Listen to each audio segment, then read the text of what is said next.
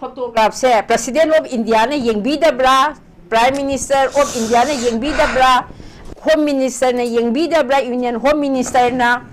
amadi Manipur gi Chief Minister na masigi photo si ubidabra haiba akhoi gi tunglab jase sakhar padi lairadana sum maning haleraga akhoi na nungi juki mi ga do adugi phefam da hanjal e ba yam sakhataba wakhan chinna bangam da ba yam decent society ama oidaba rule of law leitaba democratic country oidaba sum mayam na sakhataba si oire e ba hojiki angang tawribasida yengsine ko akhoi Manipur da rule of law se layena hairagadi angang singsigi moi gi phe se moi pha khre moi abduction tawkhre kidnap tawkhre na haibase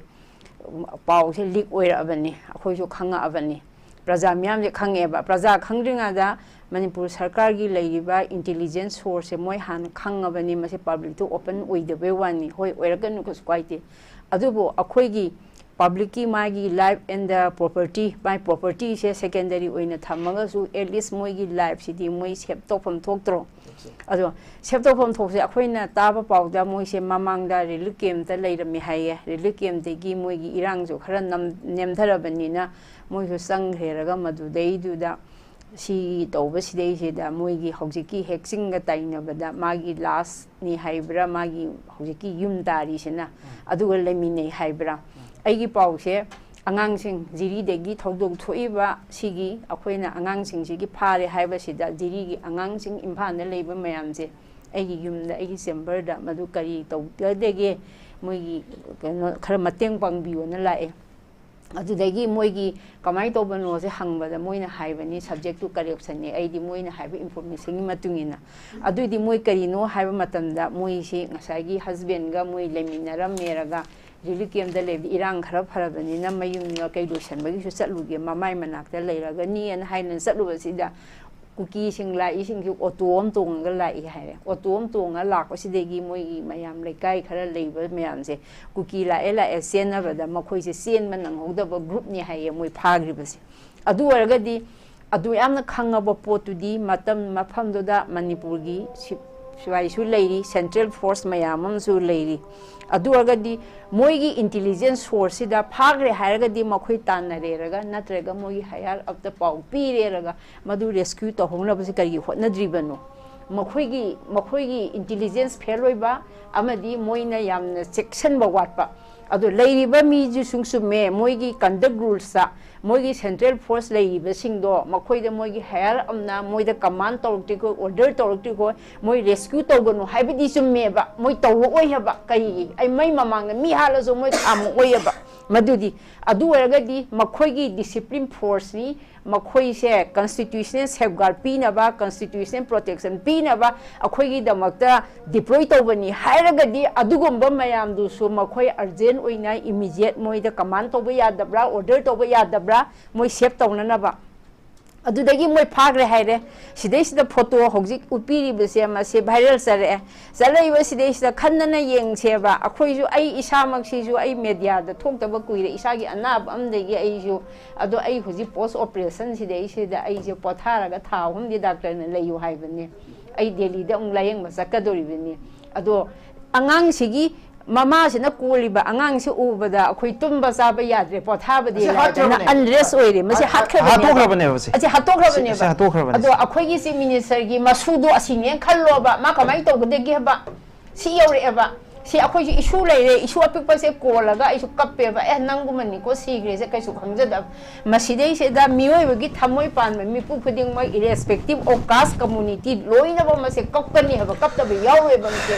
adu aragadi akhoi gi chief minister hojikpo si gi photo si uraga ma kaptri bra haiba hangninge haba adu magi su masa apikpa leiba do angang se ne oiro ba kai khanga de gi haba adu akhoi isa se yumda leiba ngamakta dana ngasidi akhoi su voice raise obase darkar oire kari gi non haiba matamda hojik su sire mo hatopire postmortem se ai gi mayum lamdam leitaba do na silsar da kai postmortem to godori banoba Mase jiri da postmortem to ba ya bagi facility do kari gi dong da Manipur state sarkar na state amani haina joktok te akhoi se Manipur is signing ga na BJP gi theory da hydra BJP palak padegi thamban salak padegi akhoi se yai phare marang ka re signing oire ka dana postmortem ama kobe facility leitaba BJP na run toba sarkar na karigi adyam makhobo ngawibno kuki gi asiba mayam de silsar degi helicopter na moi dipu gre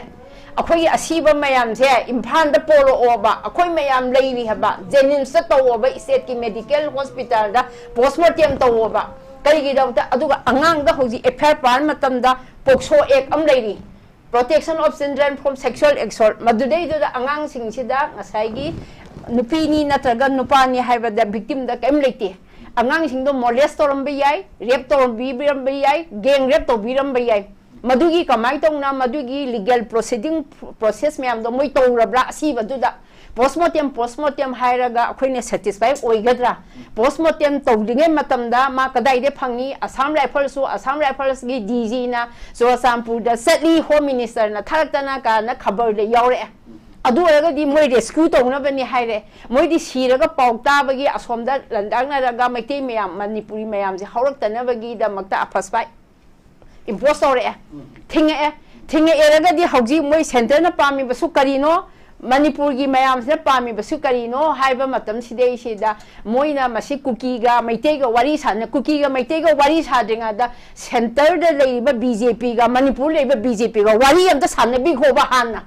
communication gap leibi ga no ba BJP manipur da leiba mi sing sidi angang masa ne ahum si ju to khroba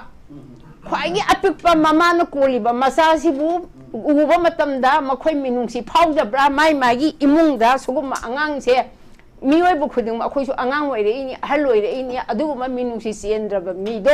madudi ko aduna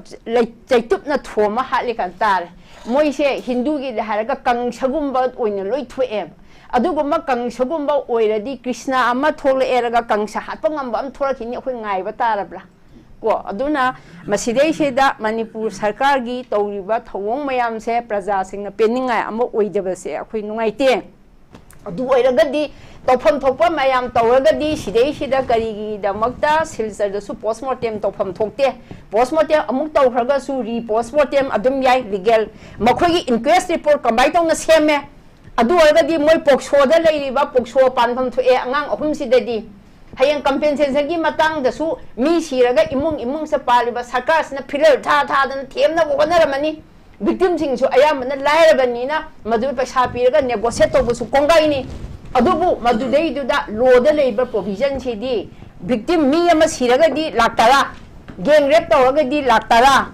rape to ga laktaret adu araga di angang sina magi rape to birame hairo pimcha yaurisi poksoda leiba angang si nupa ogera nupi ogera magi anywhere magi body am touch to ba matamda magi khara magi leiri ba sing do touch to ba matamdi di pokso attract tawraga di mangon da piduri se either 7 or 10 plus 7 aduga if the victim is below the age of 12 years oiraga di half of the quantum do madusu amu hapchal leraga moina phangduri se 10 plus 10 gang rape oiraga plus madudei do da 10 amuk 30 lakhs angang am da 30 lakhs natraga 25 lakhs karigi no di 10 plus 17 jigi half am tin salaga 25.5 se angang ahum sina 30 natraga 25 se magi phangmam thokpani aduna masidei sida lakh tara pireraga moithem to bo su madu saktanaba madugi loda leba provision do aina kitang enlighten tawnana ba aina thamjabe wani aduga mi ama halega lupa lakh tara pireraga hete penthokpagi wadi nate adu oiragadi in case angang sena manchi mandongi masa masu oiraga asmai torga popop thoma khoina hatoga pazana lupa amamang khaina lakh tara pigi mo yaradra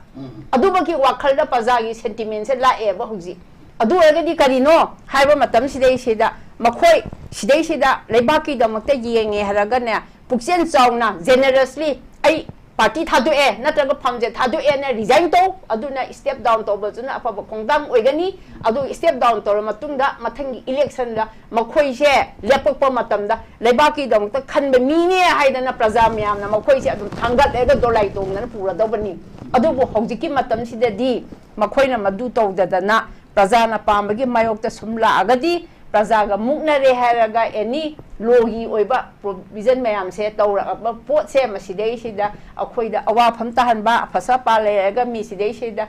UAP pansanba FIR restart toksanba mayam se NSA book toksanba khotpa se मंत्री मंडोन vote कारीबसिंगसु पिबाफम नते मखोइदसु पालिबसे Saddam Hussain कमाई सीहिगे अखोइगी leader सिंगसिसु मखोइसु prosecute तौब यादे हाइबा बा लोगी ओइबा थेंबगसु लेते मखोइसु नोम नत्रगा नोमदी मखोइसु लो कोर्ट प्रोसिक्यूट तौरपगी मोइसु एक्यूज ओइना फेस तौरप याबगी अकीबदु लई अदु ओरगदी अखोइना हाइबसे मखोइबु कलकप नति खमनब नति प्रजागी दमकता कॉन्स्टिट्यूशन सेफगार्ड प्रोटेक्शन पियो हाइबनी मखोइ ngamdre मखोइना सेंटर द मोइना कइम हाइबा ngamdreba सेंटर द कन्विंस ओब मोइ ngamdreba अदुगुम्बा कन्विंस ओब ngamdragadi मखोइना हौजिकती अखोइ मणिपुरदी याम थोलए प्री मर्जर एग्रीमेंट स्टेटस ममांगदा लाके दि मतुंग से पामी पामदे सी तौबुए हाइबा पोसिदे सिदे यामना लेरब पोटनेना मणिपुरगी सिचुएशन से अदुकी मति क्रिटिकल ओइरे अदुगा अखोइना ख्वाइगी नुंगाइतिरिबा सिसु अखोइना को महारानी लक्ष्मीबाई मेडिकल कॉलेज झांसी की उत्तर प्रदेश सिदे सिदा अपिकपा अंगांग पोक्तम गाइबा खरा एक्सीडेंट सीबदुदी प्रेसिडेंट ऑफ इंडिया ना अवाबा फुंदोएबा अदु date to accident is accident नि ऐसु एक्सीडेंट सीबे अमसु एक्सीडेंट ने सी एरोप्लेन क्रैश एक्सीडेंट अदुबो हौजिकी अंगांग सिदी मलान सुलै लेजदबा ममागी मथादा लैबा सिदी कॉन्स्टिट्यूशनल सेफगार्ड कॉन्स्टिट्यूशन की ओइबा ngaklong pigedaba se masidei sida makhoi mamang mattada makhoi masidei sida phadana pureraga mamaga masaga setu eraga kaisu khangjadriba chai thani pana ngai basibu utupna thomaga hape nupi macha singsibuna rep tobagi singningai oireba mahakto masidei sa mafam marang khangnana thadara i bora khawda aduda adada haibado madudei duda heta madu sidei sida akhoi chu kayamu yamna neglect to bigi haibado akhoi masidei sida akhoi khangeba adu eragadi sidei sida akhoi chief minister na phawba awaba phongdokpa tadri ba hujiki sigi matangda aduga whereas masidei sida akhoi na phi thongdaba khara pubagi nongpok sangmai da tawgiba dudi chief minister na thogla ga center gi daya phangna bani haidana sirin protest ka makok thange thangdro adu makok thange si on the record ne record speaks I'm not speaking record speaks adu eragadi madu karino sidei sida tawba misang mikhai naibagi mawong tawrakpa adugi tawreiba khudingmak se adu eragadi praja khoina kari khanbam thoe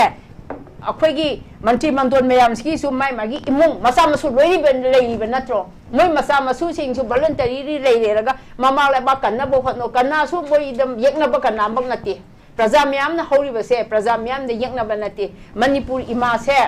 खोई लेरिबा अखोई indigenous full खुदिंग मकी अखोई खुदिंग मकी Meitei Pangan Naga लेइबा खुदिंग मकी cookie सु अरिबा लेइबा खुदिंग मकी अखोई नुंसी सानना अखोई से peaceful को existence हो लेमिनसी हाइबनी इलीगल इमिग्रेंट सिंग दो संगपदो डिपोर्ट तोपिखो अदुगा अखोई से मदुदै दुदा मोइना मोइगी दमकते लेपपदो अदुमाइना कुकी सिंगना मखोई चमानना लेपपदो मदुमाइना अखोईगी लेरिबा चीफ मिनिस्टर अमदी काउंसिल ऑफ मिनिस्टर सिंगसेना अखोईगिसु पुलप लेपेगा यूनिटी लेरेगा असुंबदो तोबियु अनजस्ट ओबिगनु जस्टिस तोबियु हाइबदुनेबा अखोई प्रजा म्यामना पामे ओके इमा यामना पेंदब नुवाइतब खमथेंना इमाजे नारगा लेबनी अदुबु ngasi si imagi pendaba mayam ama leire hainingबदुने हेनमलबनिना अदुना ओइना लाइमन ओइरेबा नाबदुना अदुना इमासे अखोइगे यामना ngasi si लाइबा पैनलिस्ट पुनमकसे ओ रिस्क मैम लौरगा लाइनी लंबी ma'am थटलकादा मदुदा ngangnaraga themaga nauraga akhoi tv da chatpani haiga laini yamna risk ni aduga miyeng tabiriba ngasi in terms of thousands sa akhoi ngasi program se social media da aduga tv channel da yengbiri haiba tare miyamna akhoi ge panelisting na chathok sin tawbada kidang mating pangbi haiba request ai tawjage yam photograph se president of india ne yengbi da bra prime minister of india ne yengbi da bra home minister ne yengbi da bra union home minister na amadi manipur gi chief minister na masi gi photo si ubi da bra haiba से इमा the लाक्सगे इमा the लाक्सनिंग बसे इमा हाथ रे हौजे मी मंगा से तरुक से पुन्ना अदुगा मसिना अरोइबो ओइगदोरिब्रा इफ मसिना नेचर ऑफ कॉन्फ्लिक्ट ओरगदि मखाताना सुगुम मियोय क्या ama शेप या बो ओइथोपदि लै ला इव वाफम दि हौजे हौजे अनु डेवलपमेंट खरा लाई मियाम दि हौसी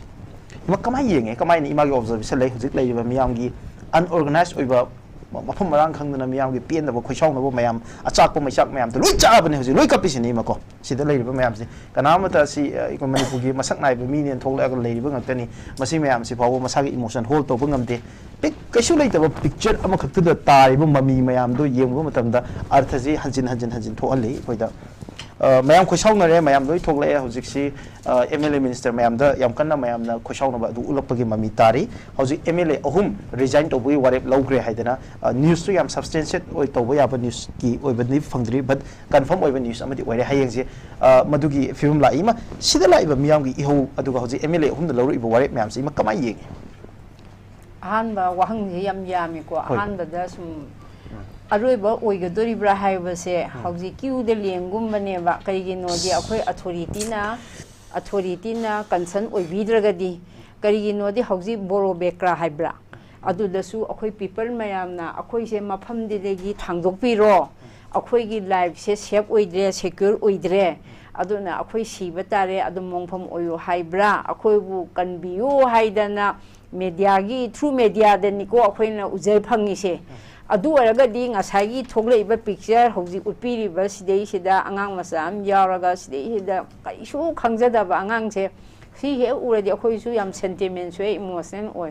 sigi sina aroiba ohenbiu ana wahai gi oina oiraga su kiuda lengaga mi mayamna akhoi bu kanbiu ana hairei se sidei sida akhoi government authority na kanbidraga su akhoi Indian Red Cross Society Manipur branch na traga ziri branch leibra leitabre khangje madugi akhoi gi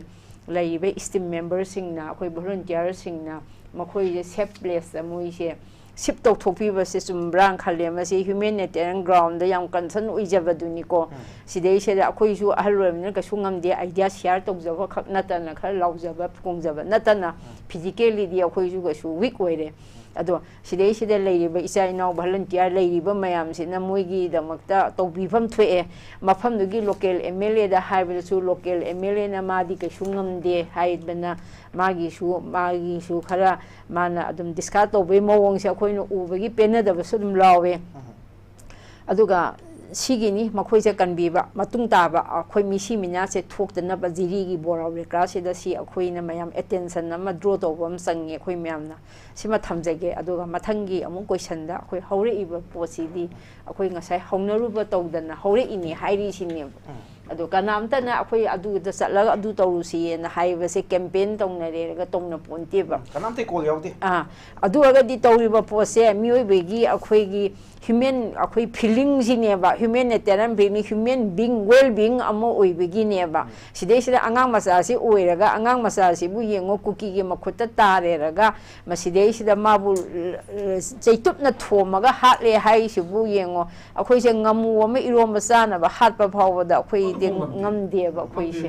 ko aduna akhoi na ngamu siba leiraga adum ngai ba wari ni ado sina oikhre aduga MLA ahumna resign toba tawdaba dudi moigi political moigi su lokpham thokpa phirep ne na masa na self determination tawreraga moi su prajagi kano se khoi gi pairami se akhoi na yaura abane ba akhoi matol lom e ba akhoi gi kano se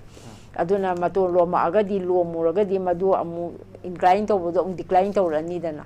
aduna madugi duda moigi wakhal da oiramgani moigi wakhal se tawbase prajana taliba demandi makhoi bu yamna moigi enemy nate makhoi bu support tawri akhoi leader ne hairerga akhoi myang gi topum thopase tawbiro simai tawdana praja meyamda innocent angang sing sidei sida sigumba dosa se baktarabani adugi governance good governance or leitragadi nakhoi se pham thadu na demand tawpo wane masidi mahongsa ne ba admai thamjage hang okay ima yam nungaijai yam maroi bo fam yam mi ma ngasi thambiramaga ngasi ke akhoi ge knowledge dialogue ki marathon episode se saruk yabiramba aduga yam eye opening oiba aduga akhoi gi miyam na kari firep logudage amasung leiriba hojiki miyam gi oibi ihose kamaina access tawe habasi da maroi ba khandaba yabo fam yam amu phungdok piramba sima mayam da yam puning doksing oi aduga yam na tamthiwa ruthless oiba yam na cruel oiba brutal oiba terrorism gi ek amakhak ta akhoi gi manipur gi nupi khunai represent obiramaba simasu akhoi ima yam nungai jai amasung thaga cheri ngasi akhoi na panelist